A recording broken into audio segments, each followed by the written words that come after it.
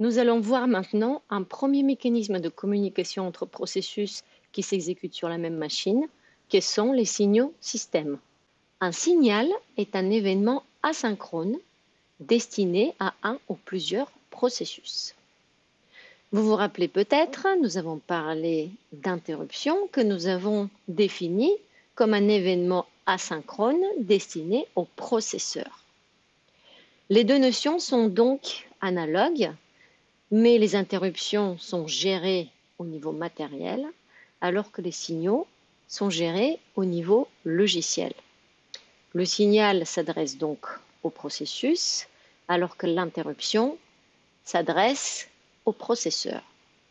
Certains signaux traduisent l'arrivée d'interruption.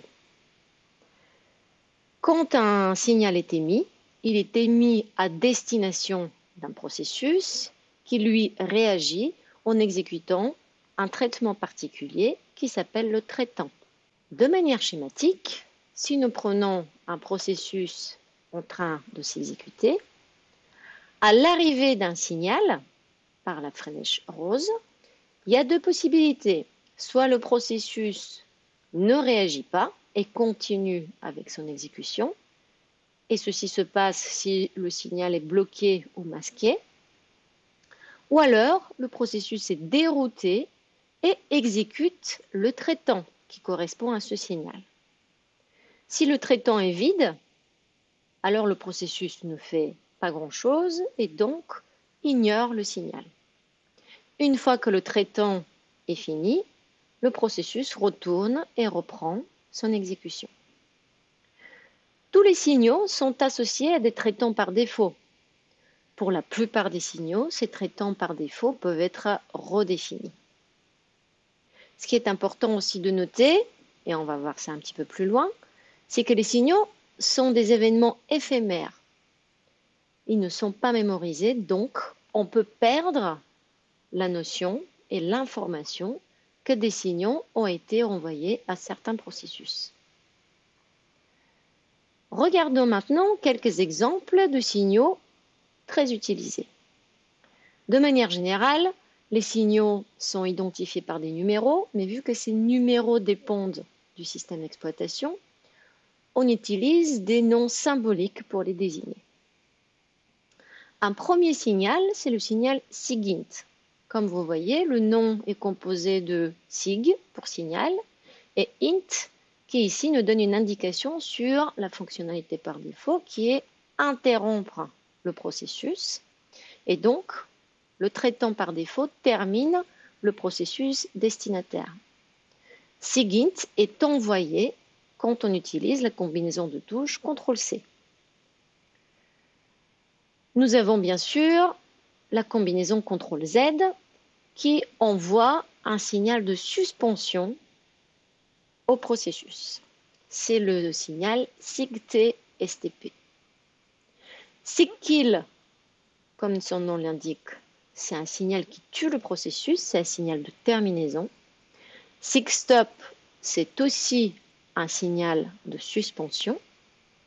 SIGSEGV est un signal qui est déclenché quand il y a des accès mémoire illégaux.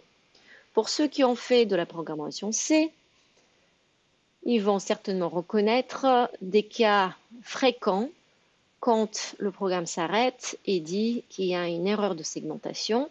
C'est effectivement les cas où le programme fait des accès mémoire illégaux, où il y a une interruption qui se traduit par ce signal-là, qui est envoyé au processus et qui le termine.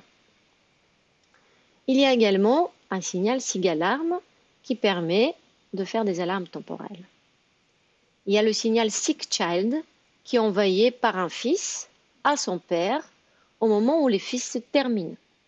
Le traitement par défaut est d'ignorer ce signal. Il y a deux signaux, SIG-user 1 et SIG-user 2, qui peuvent être redéfinis pour les besoins de développement, mais qui par défaut terminent également les processus. Et enfin, un signal SIG-count qui permet de reprendre l'exécution, donc de demander au processus de reprendre son exécution si au préalable il a été suspendu. Donc, pour tous les signaux listés ici, on peut redéfinir le traitement par défaut, sauf pour les signaux seek-kill et seek-stop qui sont utilisés par le système pour terminer les processus qui ont des comportements dangereux.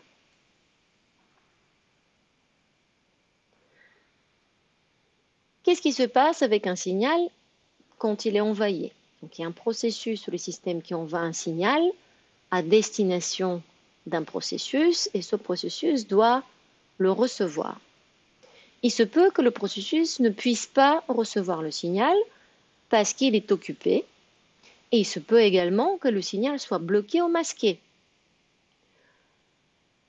Une fois qu'il est démasqué ou débloqué, il va arriver au processus, il va être reçu, il va être traité. Dans ce cas-là, on va dire qu'il est pris en compte. S'il n'est pas pris en compte, il attend à être pris en compte, on dit que le signal est pendant. Ce qui est important, c'est quand on a un signal d'un certain type, il se peut que le processus traite déjà un signal de ce type-là. Si un deuxième signal arrive, il va attendre son tour, il va être pendant. Mais s'il y a un deuxième, troisième ou encore plus de signaux qui arrivent, le système d'exploitation ne sait pas mémoriser l'information qu'il y a plus de signaux que deux, et donc nous perdons les signaux qui arrivent ultérieurement. Pour envoyer un signal, le système d'exploitation fournit la fonctionnalité kill. Dans Python, elle est incluse dans le module OS. Kill prend deux paramètres. Le premier, c'est l'identifiant du processus destinataire, et le deuxième, c'est l'identifiant du signal qu'on veut envoyer. La fonction kill est bien utilisée pour envoyer n'importe quel signal et pas uniquement pour tuer les processus. En jouant sur la valeur du premier argument, on peut faire des choses intéressantes. Le cas classique est quand on donne un identifiant d'un processus particulier. Dans ce cas-là, le signal est envoyé à ce processus-là.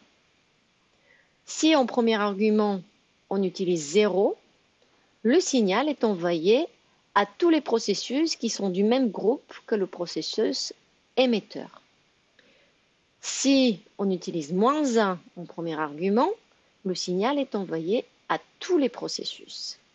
Et enfin, si on utilise une valeur négative, alors le signal va être envoyé à tous les processus qui sont dans le groupe qui a un numéro qui est égal à la valeur absolue du premier argument. Bien sûr, on ne peut pas envoyer n'importe quel signal à n'importe quel processus. Il y a des restrictions qui sont liées au droit et donc un utilisateur standard ne peut pas tuer typiquement les processus prioritaires du système. Illustrons l'utilisation du kill avec un exemple. Pour commencer, nous allons considérer un programme que vous connaissez déjà où nous n'utilisons pas kill. Dans ce programme, il y a un premier processus qui est lancé, qui commence par exécuter main, et il va créer un processus fils. Le fils va exécuter la partie if dans le bloc if-else, alors que le père va exécuter les instructions dans la partie else. Le fils, après avoir affiché son identifiant, rentre dans une boucle exécutée 10 fois, où il dort pendant 1 seconde et ensuite affiche le numéro d'itération. Le père, lui, il fait un affichage et ensuite dort pendant 3 secondes. À la fin, les deux processus affichent qu'ils ont terminé et se terminent. Si on regarde une exécution, qui est montrée dans la capture à droite, nous voyons bien l'affichage du père, donc qui commence par dire que son identifiant c'est le 1387 et qui dit qu'effectivement il ne va pas tuer son fils. Nous voyons qu'il se termine un petit peu plus loin où c'est écrit j'ai terminé 1387. Le fils, il s'exécute de manière indépendante, Donc, il y a ces affichages. Mon PID est 1388 et ensuite, il commence à afficher les différentes itérations. Il commence avant les terminaisons du pair et il continue après. Et nous voyons bien qu'il se termine avec l'affichage. J'ai terminé 1388. Utilisons maintenant kill. Donc, le fils fait dans ce cas-là exactement la même chose, mais du côté du père, après une période où il dort pendant 3 secondes, il utilise la fonction kill pour envoyer le signal SIGKILL à son fils. Donc le numéro du fils, il l'a bien obtenu en retour de la fonction fork et donc il l'a stocké dans NuPID. Il envoie un signal qui doit résulter dans la terminaison du fils. Ensuite, il attend que le fils soit effectivement terminé et il récupère les informations sur sa terminaison. Et nous avons le test qui va nous dire si oui ou non le fils s'est terminé normalement.